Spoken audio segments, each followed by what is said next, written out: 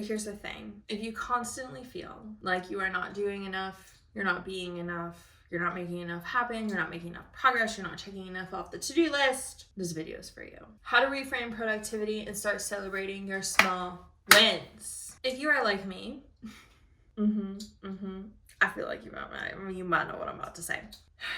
This is probably not what you want me to say or for you to hear, but here's the thing. Your problem isn't the fact that you are not productive enough. It's just in how you define success. Today, I want to share with you a couple ways that you can actually start to reframe those productivity demons in your head and focus on creating some really positive, good shifts and supporting you with feeling better about your day, feeling better about what you accomplish, and just making it super easy along the way. Let's get into it, shall we? I'm actually back recording today, so we already have the beautiful Dream Flow already opened. We'll insert the crack from the previous video. And let's take a sippy sip, shall we? Something about this Dream Flow makes me want to go dream somewhere else, not here in my bed, but that's okay. Productivity, honestly, at this point in 2025 is a broken system. It's a broken mindset. It's a broken system. It's based off of how many things you can check off versus what you actually accomplished. Now, what does that actually mean? You're just like, Ashley, right? Insert confused SpongeBob brain. The thing is that regardless of how much that we do, there's always more waiting for us. House example, right? I could go around my house. I could do the basic things. I could wash the dishes. I could sweep the floors. I could dust the shelves. I could, whatever. But there's always a closet to organize. There's always baseboards to wipe down. There's always a little spot of pizza on the wall for my kid. It's going to exist. It's always going to exist. The same thing, just as like in the house, comes into the business, right? That's why I wanted to really focus on sharing the ways that we can start to shift that, ways that I've started to shift that mentality to be able to support myself on the days that I just feel like really down in the dumps about what I really accomplished, and being able to give myself a pat on the back based off of what I did do versus measuring off of what I didn't do.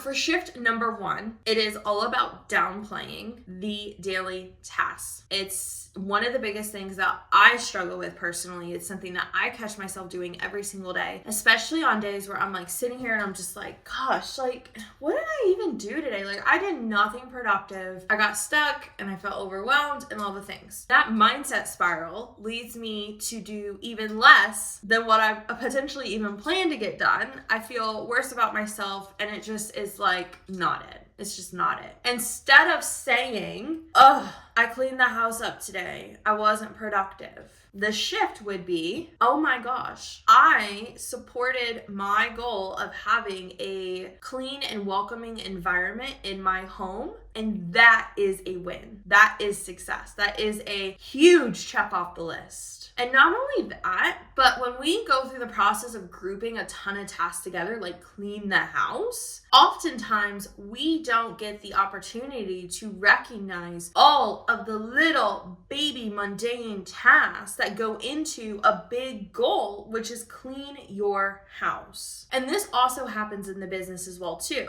We'll say, hey, I need to create a landing page. Okay, yeah, landing page. We see that as one task, quote unquote landing page, when in reality, a landing page is multiple things. It is the copy, it is the integration, it is the graphics, it is the design of the page, it is the testing, it's the emails after the landing page. 6-7 steps. Oftentimes we group it into one. As we do that, we downplay what we're actually accomplishing. My challenge for you today is I would love for you to write down every single little mundane thing that you do today. And I'm going to take this challenge too with you as soon as I'm done recording this video. Here's the thing. I bet you if you were to write down every single little thing that you do today, from getting your kid's lunch packed, to getting your kid on the school bus, to, I did my hair today, but I don't don't usually do my hair today. I did my makeup today, don't usually do that, but like, I'm gonna celebrate that. If you were to write it all down, I bet you would probably have a much longer list than anything that you would imagine. Here's the thing also too, is that oftentimes when we switch from a to-do list to a I got done list, or if you have them side by side, even better. That's what I do sometimes, especially on days that I'm just like, ugh, in my head, all the things. I'll have my to-do list so I can stay focused, as I mentioned in my previous video with my tasks. And then I will also have a accomplished and done list. I don't know about you, but regardless of what you plan,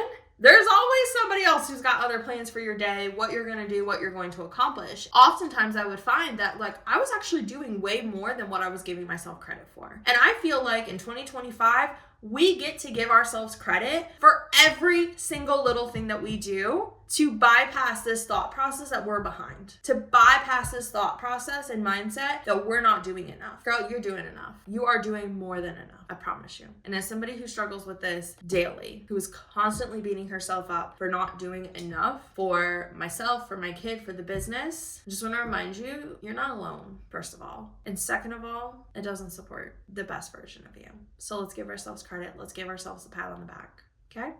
Cool. This transitions into the second one, which is tracking the small wins. Tracking the small wins for me has been a struggle. A huge struggle actually, because a lot of times I'm like, a win is me accomplishing something so big that of course I'd want to post about it on Facebook. With my social media hiatus, it really allowed for me to be able to pull back and to see, oh, first of all, I was using social media as a way of validation. When I went through the social media hiatus, I then transitioned into a deep level of self-acceptance. Tracking and sharing and focusing on my wins with the people that are closest to me has really supported in this, debunking this mindset that I'm not doing enough. Generally speaking, every single day, I am sharing what I got done. I'm sharing my biggest wins. I'm sharing even the little mundane things of like, me and my kid had a really rough morning. We survived. We got through it. Like we be good now. We turned that ship around. That right there is a huge win. A huge win. Just as if you navigate a difficult situation or conversation in the business, that's also a win. Sometimes the win isn't the beautiful present wrapped in, floral wrapping paper with a bow on top. Sometimes the win is moving a rock. Like just moving a rock out of the way, moving a stumbling block out of the way. I feel like a lot of times we think wins are these big, glorious, magical things. They can be, but at the same time, I feel like wins also are moving the big roadblocks, moving a rock, moving one thing one step closer. Even if you're not at the finish line, you can still celebrate that you took this step. I want you to celebrate you taking the step today. I would love to challenge you to share with somebody in your life 1 to 3 wins, 1 to 3 things that you want to celebrate that you got done today. Or not even just got done today, but maybe it was, you took time to, rot on the couch. You took time to watch that Netflix show that you've been wanting to do. We get to celebrate all of it because we're human. We get to celebrate the entire span of who we are and what we're doing. To build upon this concept, the third thing is would I celebrate this for a friend test? This one has challenged me greatly.